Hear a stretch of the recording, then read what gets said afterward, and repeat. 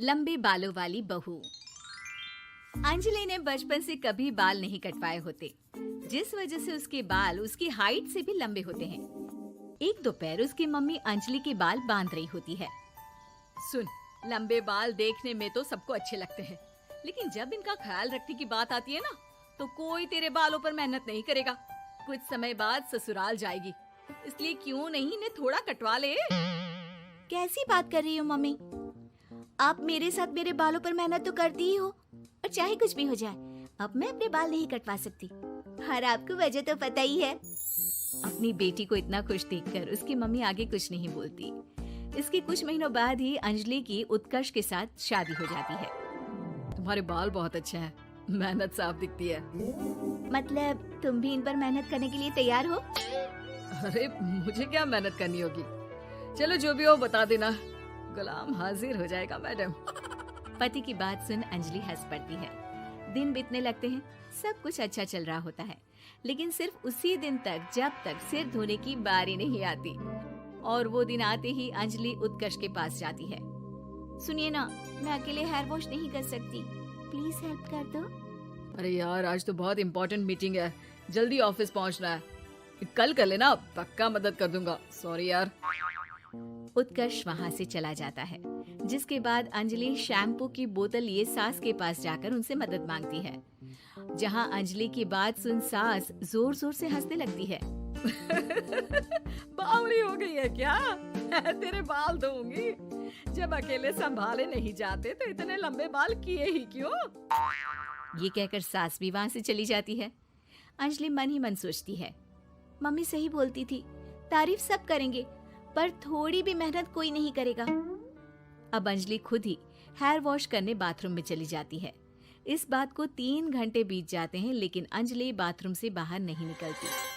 सास बाथरूम का दरवाजा खटखटाती है। अरे ओ महारानी, अंदर घर बसाने का प्लान है क्या? यहाँ सारे काम पड़े हैं, तेरे बालों की वजह से हम क्या भूखे मर जाएं?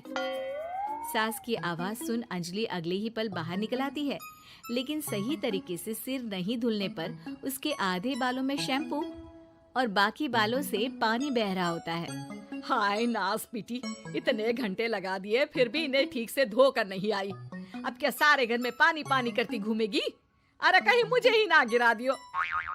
आज तक कभी अपने आप हेयर वॉश नहीं किया, हमेशा मम्मी हेल्प कर देती थी, इसलिए टाइम लग गया। अंजलि और उसके बालों से टपक रहे पानी का हाल देख सास अपनी ही जान बचाने के लिए बहू को दोबारा बाथरूम में ले जाकर उसका अच्छी तरह हेयर वॉश कर बालों का पानी निकाल देती है। अब जल्दी काम पर लग जा, और मुझे दोबारा इस घर में तेरी जुल्फों का टंटा नहीं चाहिए। सास की बात मानकर अंजलि चुपचाप काम पर लग जाती है। इसी तरह दिन बीतने लगते हैं, जिसमें अब अंजलि हेयर वॉश के लिए आधे दिन का समय लेकर अपने घर आने लगती है, पर सास को इससे भी दिक्कत हो जाती है, जिसके चलते धीरे धीरे अंजलि के लिए अपने बालों का ख्याल रखना मुश्किल होने लगता है।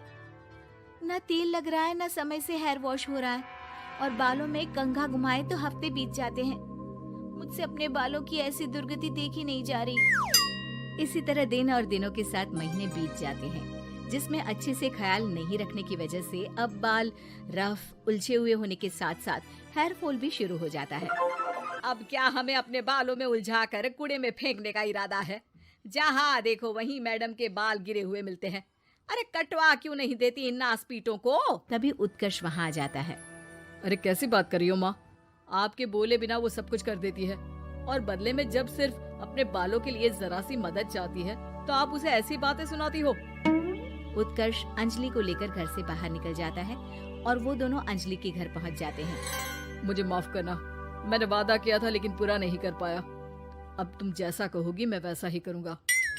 अंजलि की मम्मी उन्हें बहुत सारे घरेलू उपाय बताती हैं, जिन्हें अच्छे से समझकर दोनों घर वापस आते हैं, और अब मिलकर अंजलि के बालों को ठीक करने के मिशन पर लग जाते हैं। अरे पत्नी की सेवा में तो ऐसे लगा है जैसे इसके बालों में से खजाना निकल आएगा। इसी तरह कुछ महीने बीत जाते हैं, और धीरे धीरे अंजलि के बाल पहले जैसे हो जाते हैं। आधा सफर तो कंप्लीट हुआ, अब आधा बचा है। हाँ, कौन सा आधा? मैं समझी नहीं। मम्मी। अब अपनी मम्मी को बहू की कीमत समझाने के लिए पहले उत्कर्ष उनकी सब सहेलियों को घर बुला लेता है। और फिर अंजलि को उनके सामने लेकर जाता है, जिसे देख वहाँ बैठी सास की सभी सहेलियों का मुंह खुला का खुला रह जाता है। अरे वाह, तेरी बहू के बाल कितने सुंदर हैं। आज से पहले हमने कभी इन पर ध्यान कैसे नहीं दिया। और वैसे इतने लंबे बाल संभालना सबके बस की बात नहीं, लेकिन तुम्हारी बहू को देखकर लगता है कि ये इसमें प्रो है। वैसे बहू, लंबे बाल देवी के भी होते हैं और चुड़ैल के भी, इसलिए अपने अंतर्मन में कभी कुछ बुरा मत आने देना और इस घर के लिए लक्ष्मी का रूप बनना। अरे किस बात की, घर की आधी लक्ष्मी तो ये इन्हीं जुल्फों पर खर्चा कर देती है। सास की इस बात पर अंजलि तुरंत पैसे ले जाकर सास के हाथ में रख देती है।